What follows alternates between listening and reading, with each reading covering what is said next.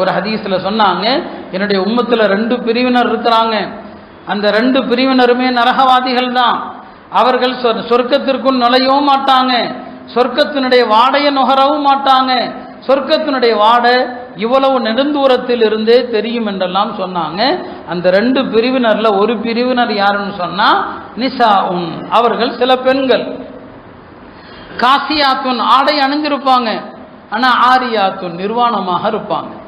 ஆடை இருக்கும், நிர்வாணமா இருக்குன்னு சொன்னாங்க. இந்த வாசகத்துக்கு நிறைய விளக்கம் இருக்குது. ஆடை இருக்கும், நிர்வாணம்னா என்ன அர்த்தம்? ஒன்று மறைக்க வேண்டிய எல்லாத்தையும் மறைச்சிருக்க மாட்டாங்க. எப்படி நிறைய பெண்கள் புர்கான் போட்டிருக்கிறாங்க, ஆனா முடி வெளியே தெரியும், முடி தெரிஞ்சா ஹராம். ஆடை இருக்கும், ஆனா நிர்வாணங்கிறதுக்கு எல்லாத்தையும் மறைக்காம இருக்கிறதுன்னு ஒரு அர்த்தம். ஆடை இருக்கும், நிர்வாணத்துக்கு இன்னொரு அர்த்தம் என்ன? மெல்லிய ஆடைகள், அவங்களுடைய உடலுடைய நிறத்தை காட்டுகிற மெல்லிய ஆடை அணிந்தாலும் நிர்வாணமா இருப்பாங்க. பிறகு அந்த பெண்களுடைய தலையை பத்தி சொன்னாங்க. ரூசுஹுன்ன, அவங்களுடைய தலைகள் எப்படி இருக்கும்னா காஸ்னிமத்தில் புக்தில் மாயிலா, ஒட்டகத்தினுடைய நடுப்பகுதியை பார்த்தீங்கன்னா மேல திமிழ் இருக்கும், அந்த ஒட்டக திமிழ் மாதிரி இந்த பெண்களுடைய தலைகள் இருக்கும்னு சொன்னாங்க. இதற்கு என்ன அர்த்தம்? பெண்கள் அலங்காரத்திற்காக தங்களுடைய தலைகளை பெருசா காட்டுறது. அப்படி பெருசா காட்டுறதுனா என்ன? ஒன்று தலைக்கு மேல நிறைய துணிகள், துண்டு துணிகளை வைத்து கட்டி தலை எப்படி பிரம்மாண்டமா பெருசா காட்டுறது. அல்லது இப்ப நம்ம பெண்கள், வயதான பெண்கள் கொண்டை போடுவாங்க, கொண்டை பின்னால வச்சு போடுறாங்கன்னா அது தடை இல்லை. ஆனா கொண்டை தலையினுடைய நடுவுல அல்லது தலையினுடைய ஓரத்துல பெண்கள் கொண்டைய ஒரே இடத்துல சேர்த்து கட்டுறாங்கன்னா இதெல்லாமே தலையை பெருசாக்கி காட்டுறது. இந்த பெண்கள் நரகத்துக்கு போவாங்க, சொர்க்கத்தினுடைய வாடையை கூட நுகர மாட்டாங்கன்னு சொன்னாங்க. அருமையானவர்களே, இதுல ஆண்கள் பெண்கள் எவ்வளவோ தவறுகள் செய்யறாங்க. ஹதீஸ்ல ஆண்களை போல பெண்களோ, பெண்களை போல ஆண்களோ ஒப்பாக இருக்கக்கூடாது. ஆண்கள் அணிகிற ஆடைய பெண்கள் அணியக்கூடாது, பெண்கள் அணிகிற ஆடைய ஆண்கள் அணியக்கூடாது. அன்னை ஆயிஷா ரலியல்லாஹு அன்ஹா ஒரு பெண்மணியை பார்த்தாங்க. அந்த பெண்ணுடைய காலில் இருக்கிற செருப்பை பார்த்தாங்க. சொன்னாங்க, அம்மா இது ஆண்கள் அணிகிற செருப்பு, ஆண்கள் அணியக்கூடிய செருப்பை பெண்கள் அணியக்கூடாது, பெண்களுக்கு தோதுவா ஆண்கள் இருக்கக்கூடாது, இது நரகத்தினுடைய அடையாளம் என்று அந்த பெண்மணியை கண்டிச்சாங்க. அப்போ ஆடை அணிகலன்கள்ல ஒவ்வொரு சாராருக்கும் எந்த ஆடை இருக்குதோ அதைத்தான் அணியணும். ஆண்களுக்கான ஆடை ஆண்களுக்கு, பெண்களுக்கான ஆடை பெண்களுக்கான.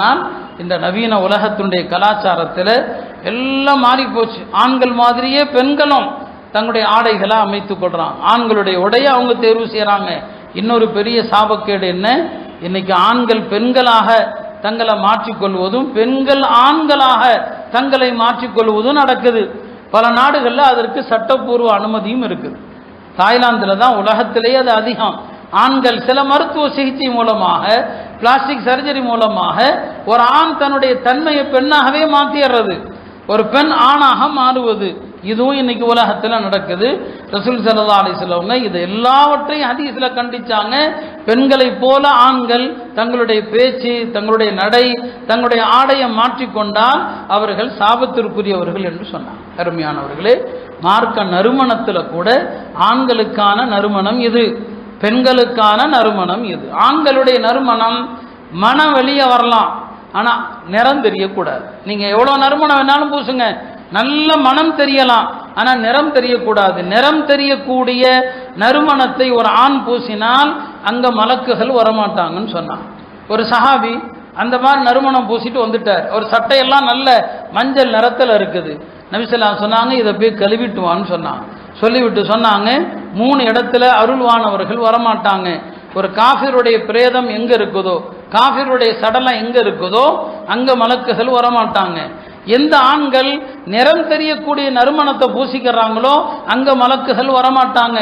குளிப்பு கடமையான நிலையில் குளிக்காம யாராவது இருந்தால் அங்கு மலக்குகள் வரமாட்டாங்க, போய் கழுவிட்டுவான்னு சொன்னாங்க.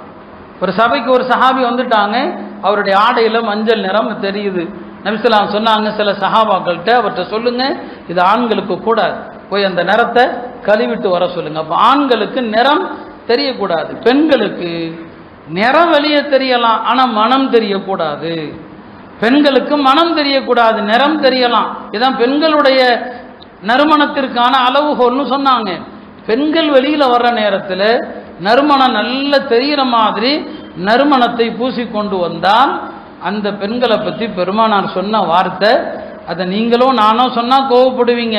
ஆனால் அல்லாஹ்வுடைய தூதர் சொன்னாங்க, ஐயுமா இம்ரஅத்தின் இஸ்தாத்தர, எந்த பெண்மணி வாசனை பூசிக்கொண்டு அந்த வாசனை மனம் கமலுகிற நிலையில் ஆண்களை கடந்து செல்கிறாளோ ஃபஹிய ஜானியா, அவள் விபச்சாரின்னு சொன்னார். அல்லாஹ்வுடைய தூதருடைய நாவிலிருந்து வந்த வார்த்தை. அப்ப வெளியே வருகிற பெண்களுடைய வாட வெளியே தெரியவே கூடாது. பெருமானாருடைய காலத்தில் பெண்கள் பள்ளிக்கு வரலாம் இந்த அனுமதி இருந்துச்சு. ஆனால் அந்த அனுமதி கட்டுப்பாடுகளோடு தான் இருந்துச்சு. பழைய ஆடையை உடுத்தி கொண்டு தான் வரணும், நறுமணம் பூசாம தான் வரணும். நறுமணம் பூசிக்கொண்டு பெண்கள் பள்ளிக்கு தொலை வந்தால் அந்த பெண்கள் வீட்டுக்கு போய் கடமையான குளிக்கிற மாதிரி குளிச்சுட்டு திருப்பி அந்த தொழுகை மீட்டி தொழணும். இதான் இன்னைக்கு சில இயக்கவாதிகள்லாம் பெண்களை பள்ளிக்கு வாங்குறான். ஆனால் ஹதீஸில் என்ன கட்டுப்பாடுகள் இருக்குது, அந்த கட்டுப்பாடுகளை சொல்றதே கிடையாது. நறுமணம் பூசாம தான் வரணும்.